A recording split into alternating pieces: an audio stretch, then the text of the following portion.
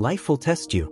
It'll push you beyond your limits, making you face situations that shake everything you thought you knew about yourself. You'll encounter setbacks that make the ground beneath you feel unstable. You'll find yourself in moments that challenge you to your very core.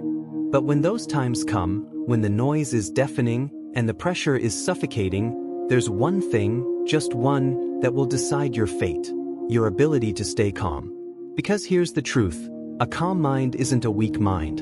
In fact, it's the sharpest weapon you'll ever have. A calm mind sees solutions where others only see problems.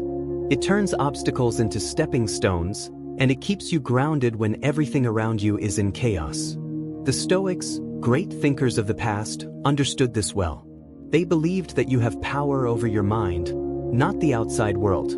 When you realize that, you'll find strength. Because most people, when faced with pressure, crumble, not because the challenge was unbeatable, but because they let fear and chaos control them. But when you train your mind to be still, when you refuse to let your emotions cloud your judgment, you can rise above the storm. You'll see clearly. You'll move with purpose. You'll act with precision. And in that stillness, you'll become unshakable. That's the power we're going to unlock together today. If you believe that mastering your mind is the first step toward mastering your life, then consider this moment your commitment to yourself. Let this be the moment you decide to think deeper, live stronger, and walk the Stoic path toward unbreakable inner peace. Life doesn't tap you on the shoulder and say, "Get ready, here it comes." It just happens. Sometimes, the pressure builds slowly, like a storm you can see in the distance. Other times, it hits suddenly, like a wave crashing over you without warning. And in those moments, you might find yourself standing in the middle of it, unsure of which way is forward, backward, or even down. The ground feels like it's shifting beneath your feet. Everything familiar becomes strange. But here's the question: it's not about whether you'll face the storm, you will. The real question is, can you keep your mind steady while it rages around you? Marcus Aurelius, one of the greatest Stoics, once said, "You have power over your mind, not outside events." Realize this and you will find strength. In the space between the chaos of the world and the clarity within your mind, that's where the outcome of your life is decided. Calmness isn't something you need only when things are peaceful. Anyone can be composed when the air is still. The real test is whether you can remain calm when the air turns sharp, when voices are raised, when the future becomes uncertain, and when everything feels out of your control. Most people believe calmness is just a personality trait, something you're either born with or not. But that's not true. Calmness is a skill. It's like a muscle, and just like your body, your mind grows stronger the more you train it. It's not about ignoring what's happening around you or pretending that it doesn't hurt. It's about keeping your head when everyone else is losing theirs.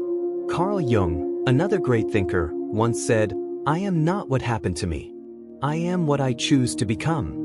In moments of crisis, the choice to stay steady instead of being scattered changes everything. We live in a world that conditions us to react instantly. Messages pop up, and we reply without thinking. A comment stings, and we shoot one back. Someone cuts us off in traffic, and our temper flares before reason can catch up. Reaction feels natural because it's fast, but it's also dangerous. It's like handing over the steering wheel of your life to whatever just startled you. And once you're reacting, you're no longer in control. The moment is. But when you respond instead of react, you take the wheel back. You create a gap between what happens and what you do next. And in that gap lies your power. Think back to the last time you let your emotions control you.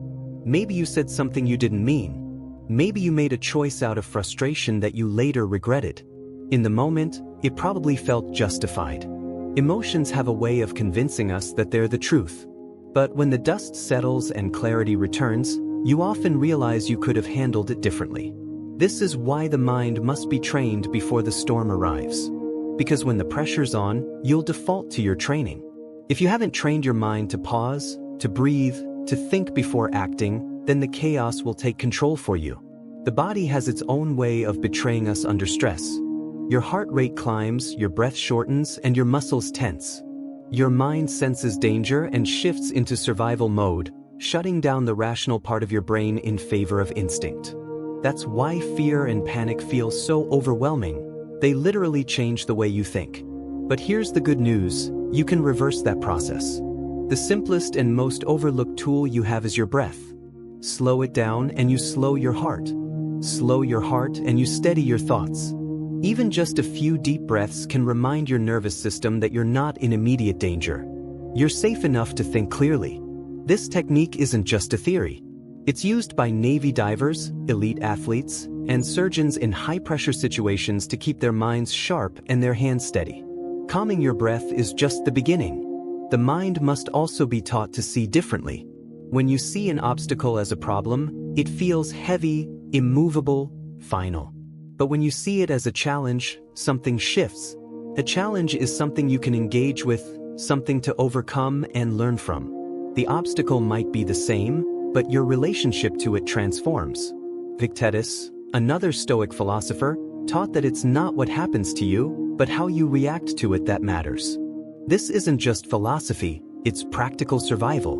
The moment you shift how you frame an event, you take away its ability to control you. Reframing doesn't mean lying to yourself. It doesn't mean painting a disaster in bright colors and pretending it's a gift.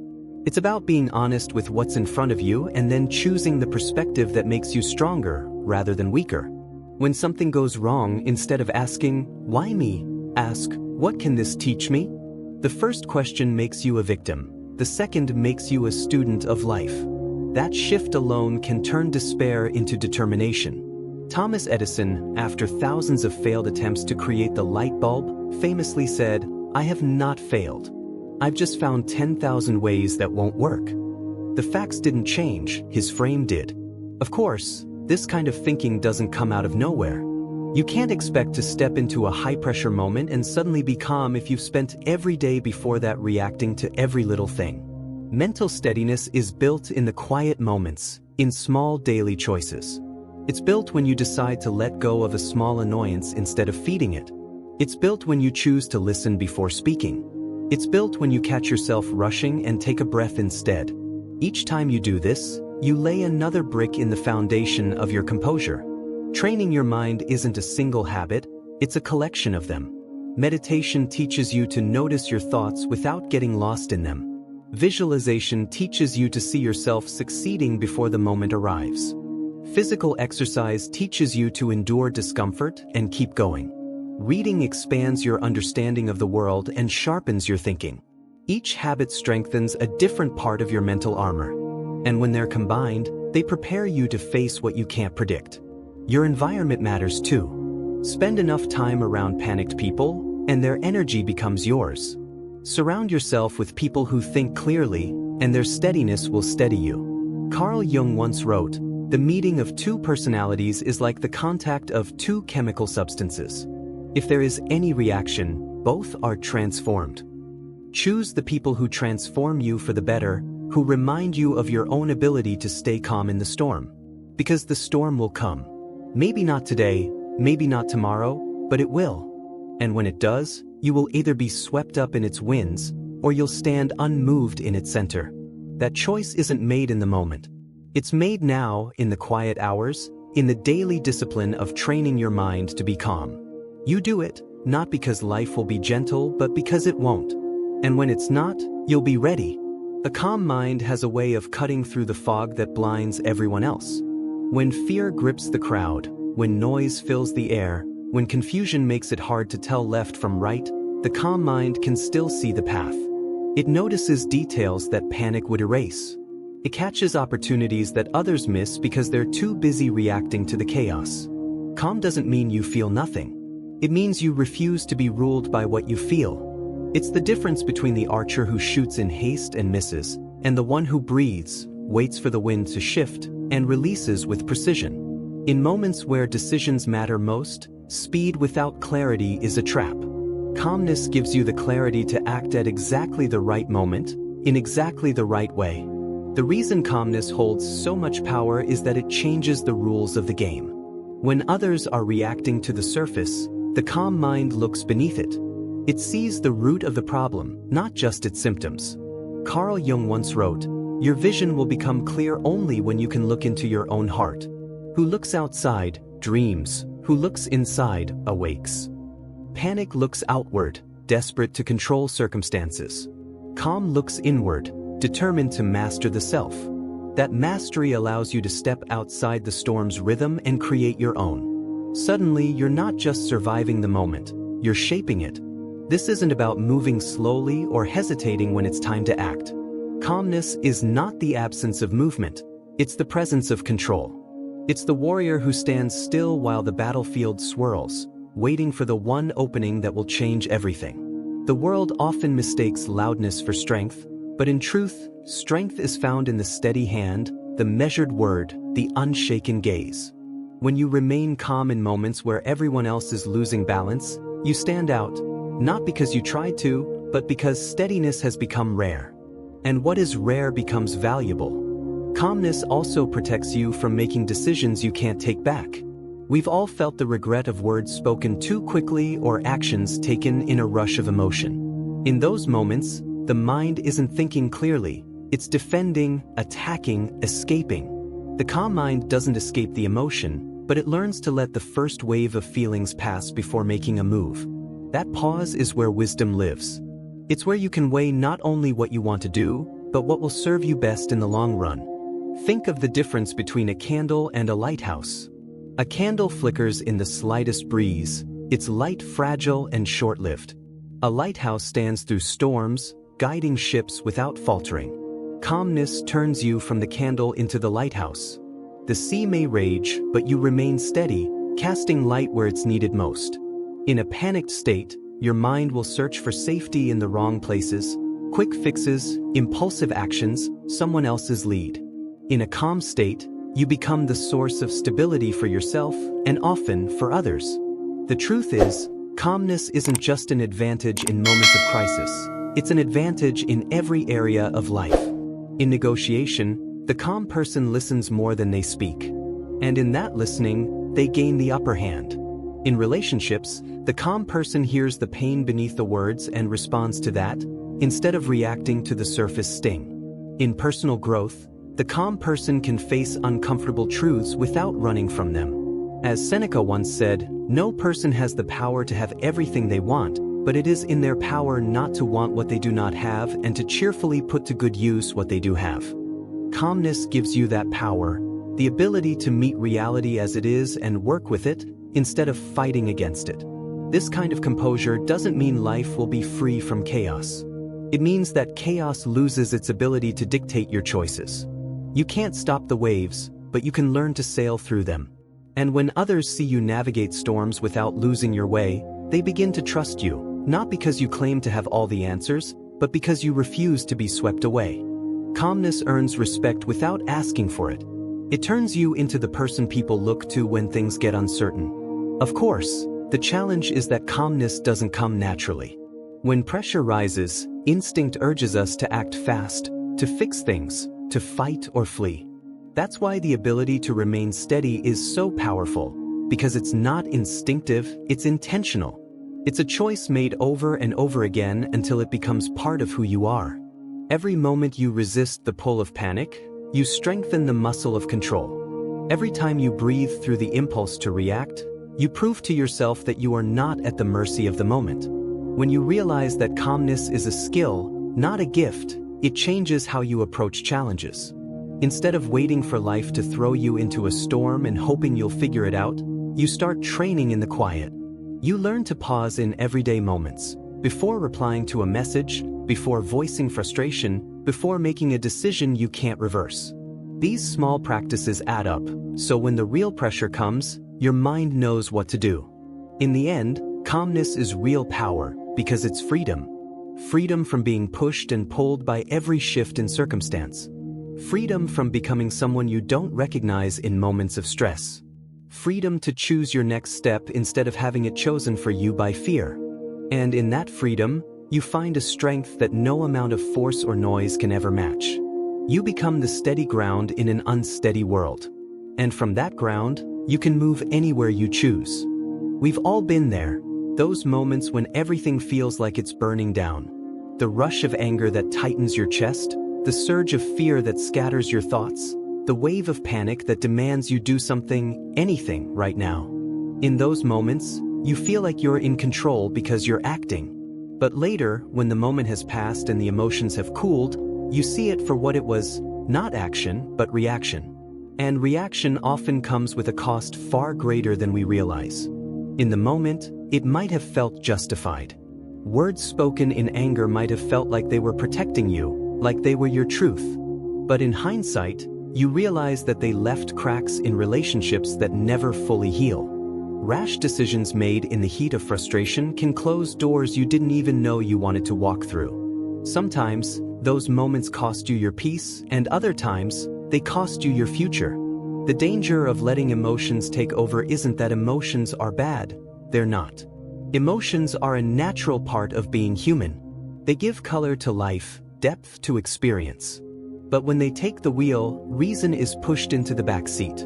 You stop choosing your direction, and you start being driven by impulses that may not have your best interests at heart. Fear convinces you to run when you need to stand still. Anger urges you to fight when the wiser choice is to walk away. Impatience tells you to force things before they're ready. What's tricky is that in the heat of the moment, emotions don't feel like noise. They feel like truth. When someone insults you, anger feels justified. When something threatens you, fear feels protective. But not everything that feels true is wise. Emotions give you the energy to act, but without the guidance of calm thought, that energy can turn destructive. It's like having a powerful river with no banks to guide it. It floods everything in its path. Many people have lost more to their unchecked reactions than to the challenges life has thrown at them. It's worth remembering that the most important moments in life often leave no time for do-overs. An opportunity presents itself, and you either step toward it or you don't. A relationship hits a breaking point, and what you say in that moment either opens a door or closes it forever. One careless email sent in frustration can undo months of trust. One outburst in the wrong setting can reshape the way people see you. These are the hidden costs of letting emotions lead, the kind you don't see until they've already been paid. There's another layer to this. Every time you give in to emotional impulse, you reinforce the habit. You teach your mind that this is how you handle stress. The more you do it, the more automatic it becomes. Before long, it's not just certain situations that trigger you, but almost everything. You start living on edge, ready to react before you've even thought about whether the situation requires a reaction at all. This is why the Stoics placed so much value on self-mastery. As Seneca put it, no man is free who is a slave to himself. When you're at the mercy of your emotions, you can't claim to be in control of your life. But there's a flip side to this truth, and it's one of the most empowering realizations you can have. Every time you resist that impulse, every time you pause before speaking, every time you take a breath before acting, you're breaking the pattern. You're teaching your mind a new way to operate. You're proving to yourself that you can feel something deeply without being controlled by it. The power isn't in never feeling anger, fear, or panic. It's in refusing to let them dictate the terms of your life.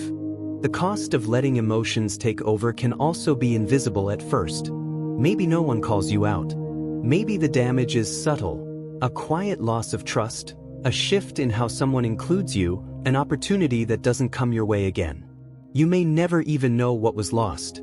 But whether or not you see it, those costs are real. They accumulate, and if left unchecked, they can shape the entire trajectory of your life. That's why calmness under pressure isn't just a nice trait to have. It's a form of protection. It guards your relationships, your reputation, and your future. It ensures that when you make a move, it's intentional, not just emotional. Marcus Aurelius wrote, "If you are distressed by anything external, the pain is not due to the thing itself but to your estimate of it, and this you have the power to revoke at any moment." That power to revoke, this is the essence of self-control. It's the decision to see the emotion for what it is, information, not command, and then to choose what to do with it. In the end, the cost of letting emotions take over is far greater than the temporary discomfort of holding back. The momentary satisfaction of getting something off your chest fades quickly, but the consequences can linger for years. And here's the irony. The more you learn to stay calm, the more influence you actually have. People listen to those who can stay composed. They trust them. They look to them in moments of uncertainty. The very thing emotions promise, power, is better achieved through their mastery, not indulgence. So, the next time you feel the heat rise, remember what's really at stake. Not just your pride in that moment, but the opportunities, the trust, and the relationships that can only be protected by your calm. You won't always get it perfect, and you don't need to. What matters is that you choose as often as you can to keep your mind steady when your emotions want to take the lead. Because when you do, you're not just saving yourself from regret. You're building the kind of life that can withstand whatever comes. When fear takes over, something profound happens inside your brain. It's not just a feeling, it's a shift in the way your entire system operates. In moments of perceived danger, your brain's alarm system, the amygdala, sounds off like a siren. That signal races through your body, flooding it with adrenaline and cortisol, the stress hormones designed to keep you alive. In an instant, your heart pounds faster to pump blood to your muscles. Your breathing quickens, and your vision sharpens on what you think is the threat. This ancient survival mechanism once saved our ancestors from predators, but in modern life, it can be triggered by a harsh email, a tense conversation, or an unexpected challenge. The body reacts as though your life depends on it, even when the danger is not physical at all. In those moments, something else happens. Your prefrontal cortex, the part of the brain responsible for reasoning, problem-solving, and long-term planning, begins to shut down. It's as though the wise leader of your mind has been pushed aside and the most primitive part has seized control. Carl Jung once said, "Until you make the unconscious conscious, it will direct your life and you will call it fate." This is what he meant in practice. When fear hijacks your brain, it drives your behavior without asking for permission. When fear takes control, you stop choosing your actions. You start reacting to everything. The shift from choice to reaction is subtle but powerful. You might believe you're still in control because you're acting, but in reality, those actions are being decided by survival instincts, not conscious thought. This is why people say or do things in the heat of the moment that they later regret. The decision wasn't made from a place of clarity, it was made from a place of urgency. The brain was in fight, flight, or freeze mode, where the only goal is to end the perceived threat as quickly as possible. The trouble is, in life's everyday challenges, that threat might be a misunderstanding, a delay, or a difficult decision, things that can't be solved by instinct alone. When survival mode takes over, time itself can feel distorted. Seconds stretch into what feels like minutes. The mind becomes hyper-focused on what's immediately in front of you, and everything else fades into the background. This tunnel vision can be helpful if you're crossing a busy street and need to react quickly to an oncoming car. But in emotional situations, like an argument with a partner, a high-stakes meeting, or an important choice, tunnel vision blinds you to the bigger picture. Fear is persuasive because it feels real. The rush of adrenaline makes you believe you must act now, that there's no time to think. But most of the time, there is time, if you create it. The problem is that, in the grip of fear, the brain's chemistry convinces you there isn't. This is why people who have trained themselves to pause, to breathe, and to slow down their thinking seem so composed under pressure. They're not immune to fear, they've just built a bridge between the primitive brain and the thinking brain, so the signal doesn't cut them off from reason entirely. This is where the science meets wisdom. Practices like deep breathing, mindfulness, and deliberate pausing aren't just calming. They're physiological interventions. Slow, deep breaths send signals through the vagus nerve to the brain, telling it that the body is safe.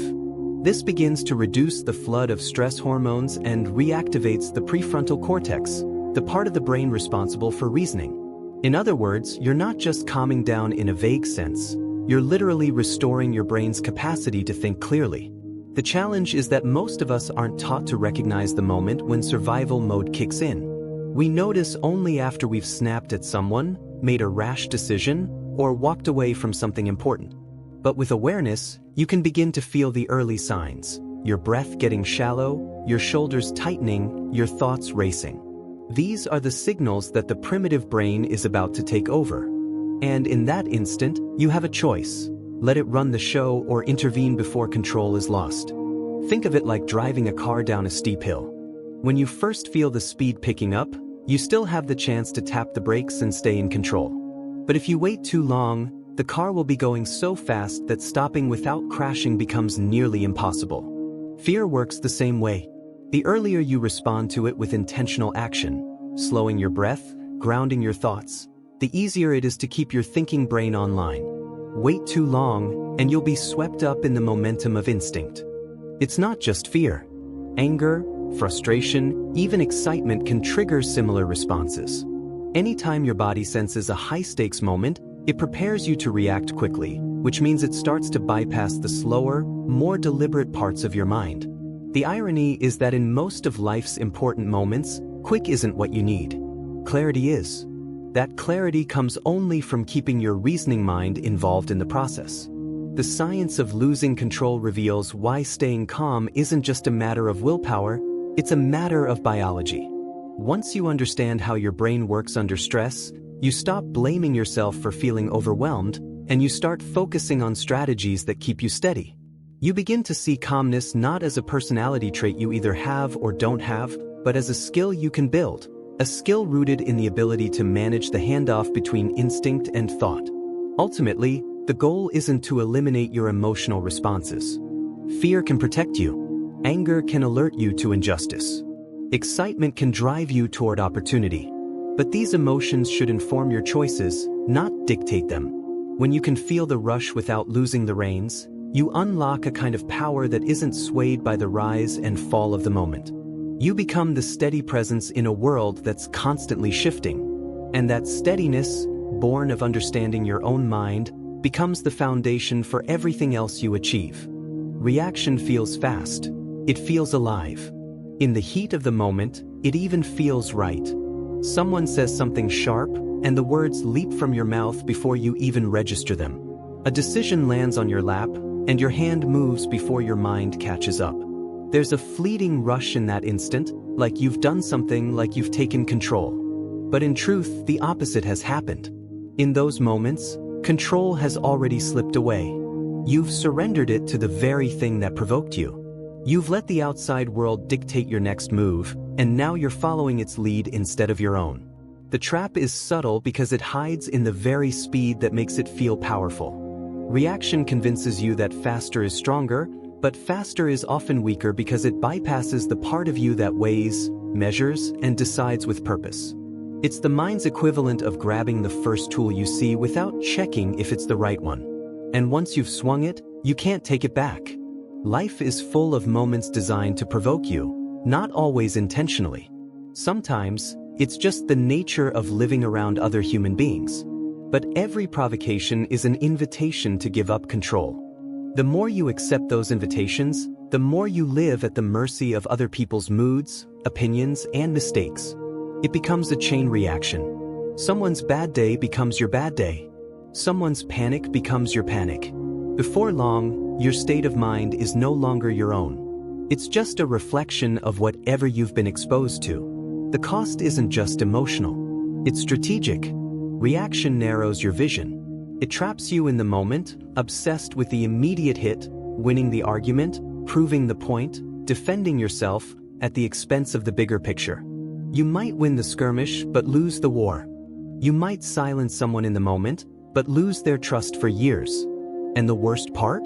You might never even realize what's been lost.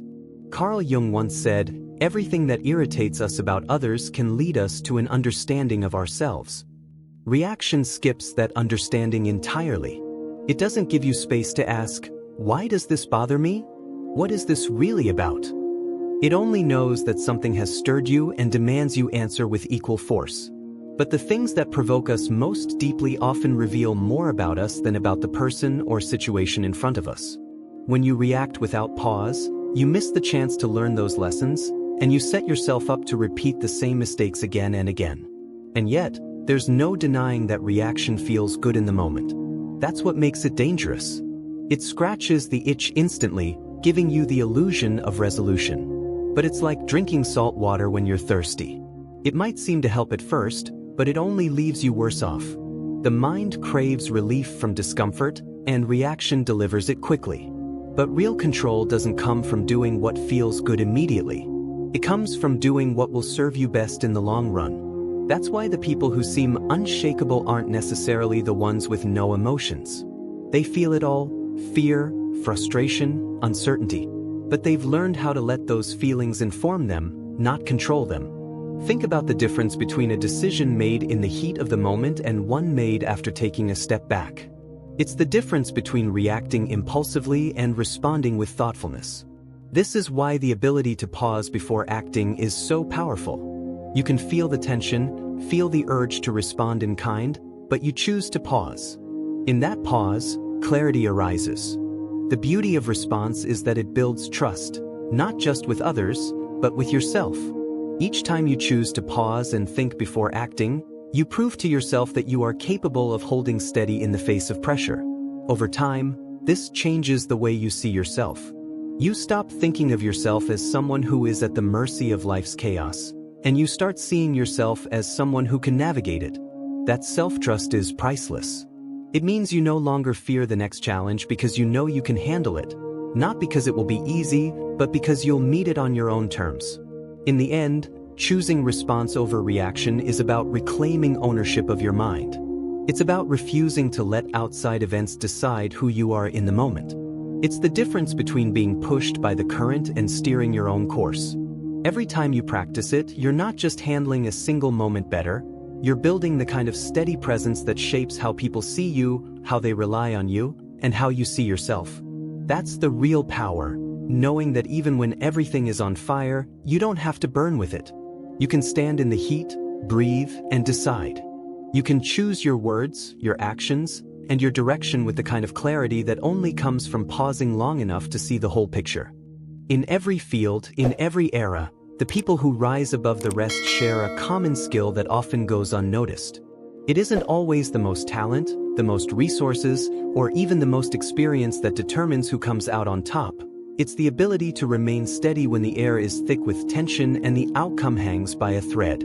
In sports, it's the player who sinks the final shot while the crowd roars and the clock runs out. In business, it's the leader who keeps their voice calm in a boardroom when everyone else is scrambling to make sense of the numbers. In history, it's the figure who makes a measured decision in a moment where panic could have altered the course of generations. This isn't luck. It's discipline, and it's earned long before the high-stakes moment arrives. Pressure has a way of revealing the truth about a person. When the stakes are high, all the polish and posturing fall away, leaving only what's been built deep inside. Carl Jung once wrote, "In all chaos there is a cosmos, in all disorder, a secret order." The people who thrive under pressure have learned to see that hidden order. When others see only confusion, they don't ignore the chaos. They acknowledge it, then look beyond it. While others are pulled into the noise, they stay anchored to the signal, to the few key details that will decide the outcome. That ability doesn't just happen. It's forged through repeated exposure to challenge and the conscious choice to keep breathing, thinking, and moving forward when every instinct screams otherwise. Look at elite athletes. The difference between a champion and the rest often comes down to mental composure in critical moments. The sprinter who keeps perfect form in the last 10 meters. The tennis player who still goes for the line shot at match point. These are acts of trained calm. Their bodies know what to do, but it's their minds that keep them from tightening up and making mistakes. They've learned that tension slows you down, both physically and mentally. By keeping their minds clear, they allow their training to take over, giving them the best chance to execute. That's not just skill, it's mastery over fear. The same applies in the world of business.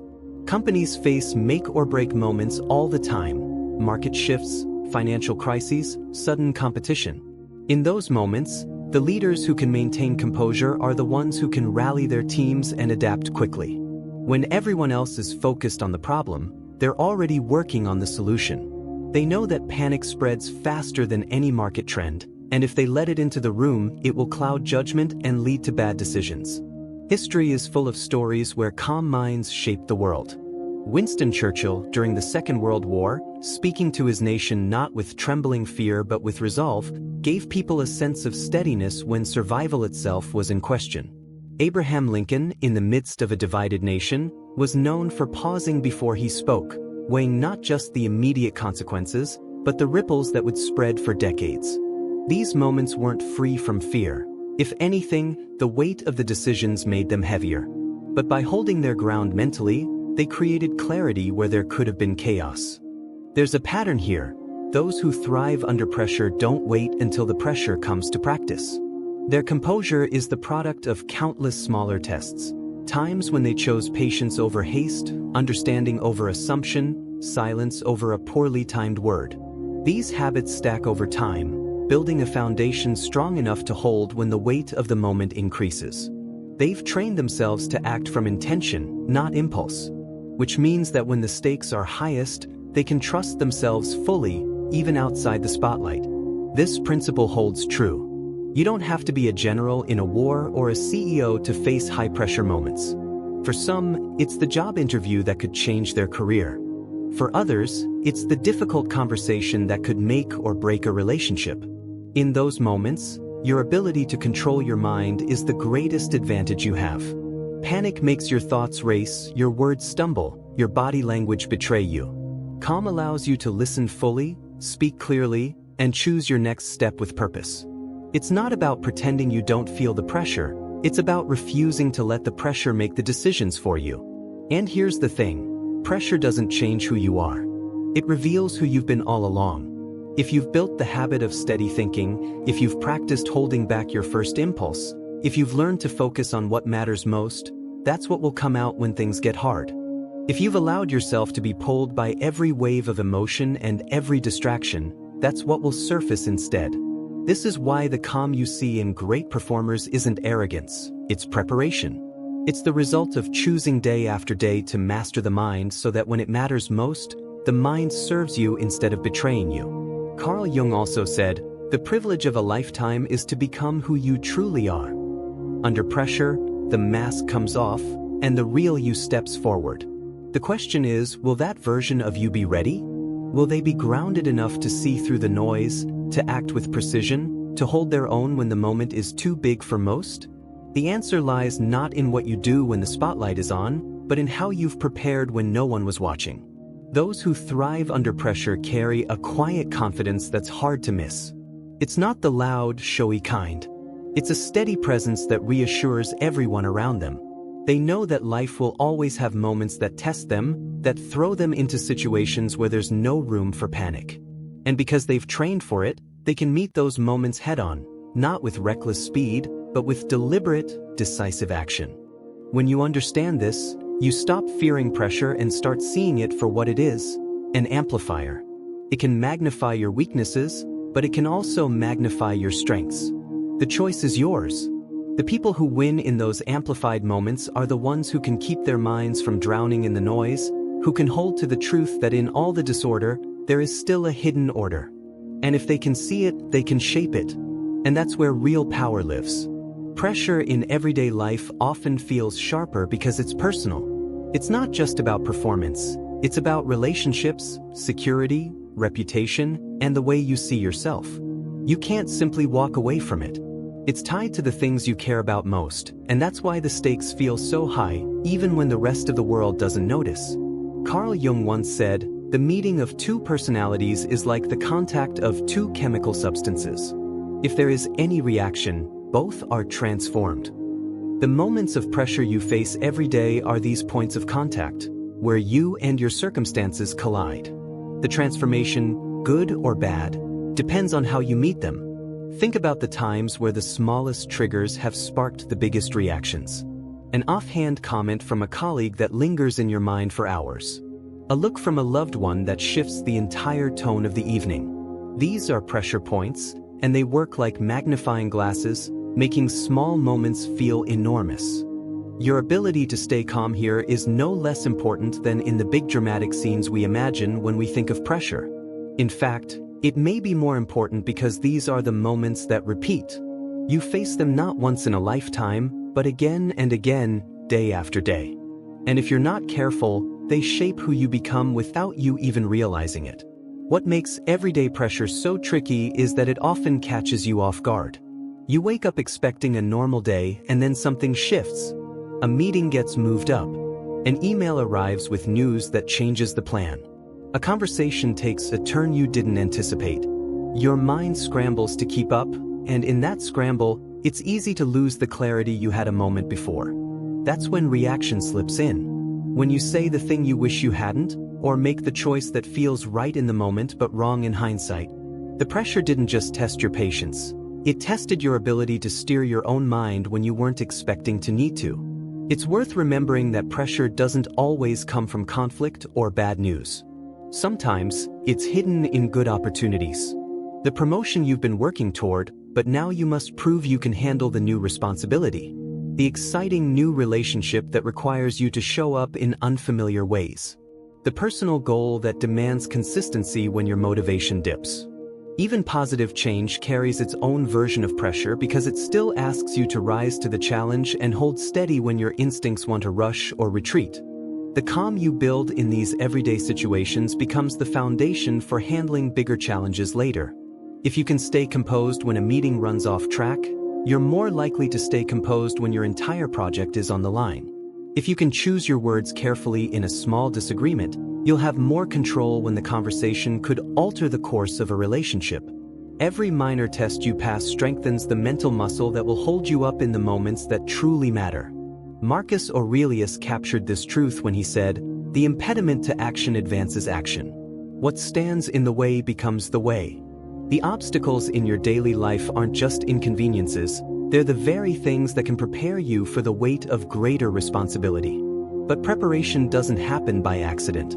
It happens when you decide that every moment of pressure, no matter how small, is worth meeting with intention. That doesn't mean you have to move through life in constant vigilance. It means you develop habits that naturally anchor you when the ground shifts. Slowing your breath when you feel your chest tighten. Asking one more question before assuming you understand. Taking a moment to check your tone before replying. These actions may seem minor in isolation, but over time, they form a pattern of response that protects you from being swept away by sudden change. And this is where everyday pressure becomes a gift in disguise. It offers you more practice than any stage challenge or high-profile test ever could, because the truth is, life isn't made up of a few huge moments. It's made up of thousands of small ones. If you can navigate those with calm and clarity, the big ones will feel like an extension of what you've already mastered. By the time the spotlight finds you, whether in your career, your relationships, or your personal journey, you'll already know how to keep your mind from drowning in the noise. You'll already know how to stand in the middle of uncertainty without losing your footing. Carl Jung also reminded us, the world will ask you who you are, and if you do not know, the world will tell you. Everyday moments of pressure, the world asking you again and again, who are you in this moment? Your response to that question, not just once but over and over, becomes your answer. And the more you choose with clarity instead of reacting in haste, the more that answer becomes the kind of person you want to be.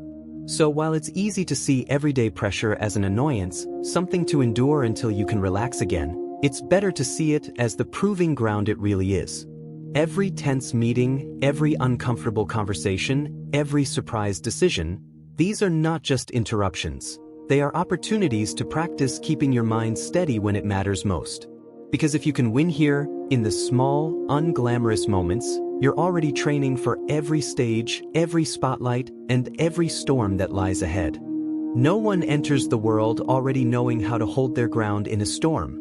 Calmness isn't a gift that some people are born with while the rest are left to struggle. It's built, shaped through effort, tested in real moments, and strengthened over time. It's no different from any other skill. You wouldn't expect to play the piano without practice or run a marathon without training. The ability to stay calm under pressure works the same way.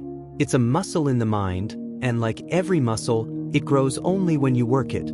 The trouble is, most people expect composure to appear magically when the moment calls for it, not realizing that if they haven't trained it in the quiet, it won't be there in the chaos. Training calmness starts with awareness. You can't control what you don't notice. Every time your voice rises, your heart pounds, or your thoughts race, that's your signal. These are the moments that invite you to step back and observe yourself, instead of being swept along. This awareness is only the foundation. From there, you need deliberate practice, small, repeated actions that strengthen your mental control. It can be as simple as taking 3 slow breaths before answering a question, or pausing to consider someone else's perspective before defending your own. These moments might feel insignificant, but they're the repetitions that build your strength. Just like a runner builds endurance by adding miles a little at a time, you build resilience by adding moments of patience, reflection, and deliberate choice into your day. The beauty of treating calmness as a skill is that you stop seeing it as something fixed. You realize that every stressful encounter is a training session. The long line at the store becomes a lesson in patience. The meeting that runs late becomes a chance to practice control over frustration. The unexpected change in plans becomes a drill in flexibility. What once felt like irritations now become opportunities to refine your ability to keep your center. This shift alone is transformative because it turns life into a constant living classroom for composure. It's also important to understand that building calmness doesn't mean shutting down emotions. It's not about becoming cold or detached. In fact, it's the opposite. It's about feeling everything fully while still choosing your response. Calmness gives you access to that power. It doesn't remove emotion, it simply ensures that emotion is guided by thought rather than allowed to run wild. When you train this way, you stop fearing your feelings because you know they won't control you. Like any skill, the training isn't always comfortable. You'll find yourself wanting to react, to rush, to cut corners. That's where discipline comes in. The work is often quiet and unseen, happening in moments no one applauds. When you bite back a sharp comment, when you walk away from a pointless argument, when you choose to listen instead of interrupt, these are the mental push-ups, the slow repetitions that seem small but add up to a kind of strength others will notice when the stakes are high. And make no mistake, people will notice. Calmness under pressure has a gravity to it. Others can feel it in tense moments. They'll look to you, not because you always have the answers, but because you don't lose yourself in the uncertainty. This is why training your calm is worth the effort. It doesn't just change how you handle your own life. It changes the way you influence the people and situations around you.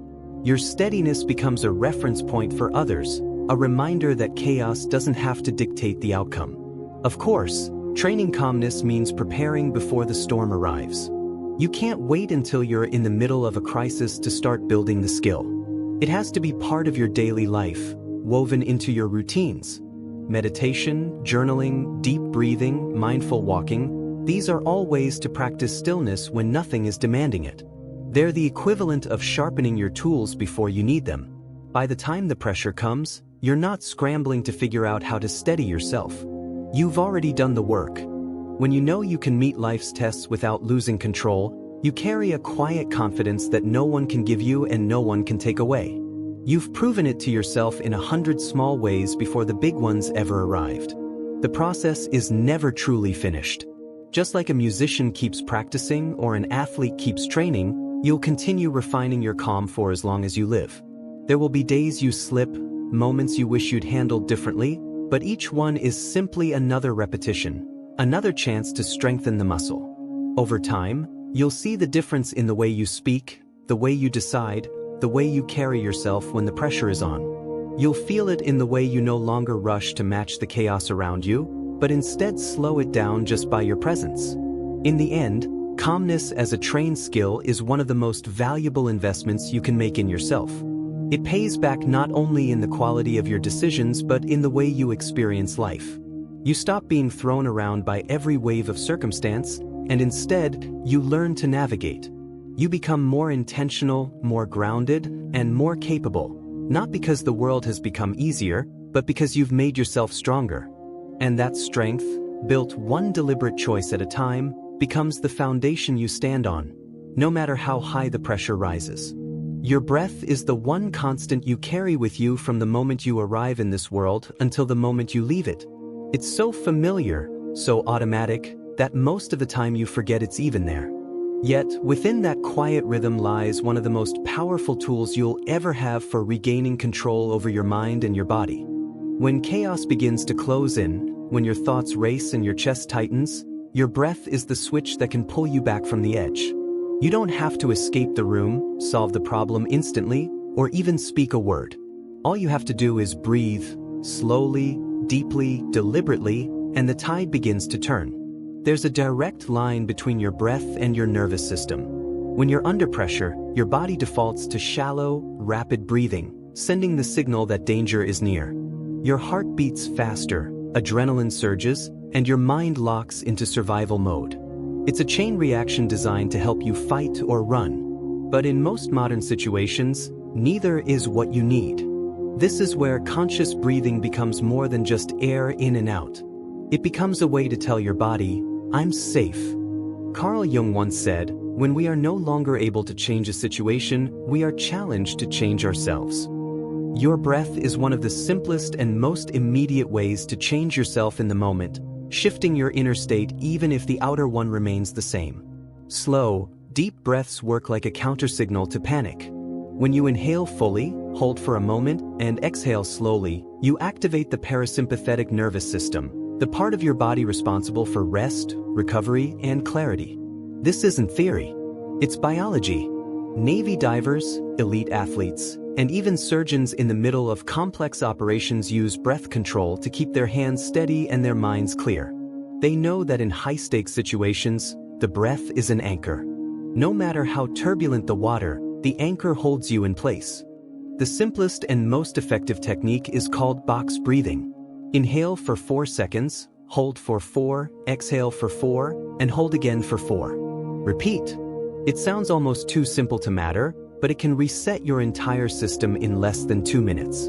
It's not magic, it's a deliberate interruption of the stress loop, giving your mind the space it needs to start thinking again instead of just reacting. In those few measured breaths, the fog begins to lift, and the options you couldn't see a moment ago start to appear.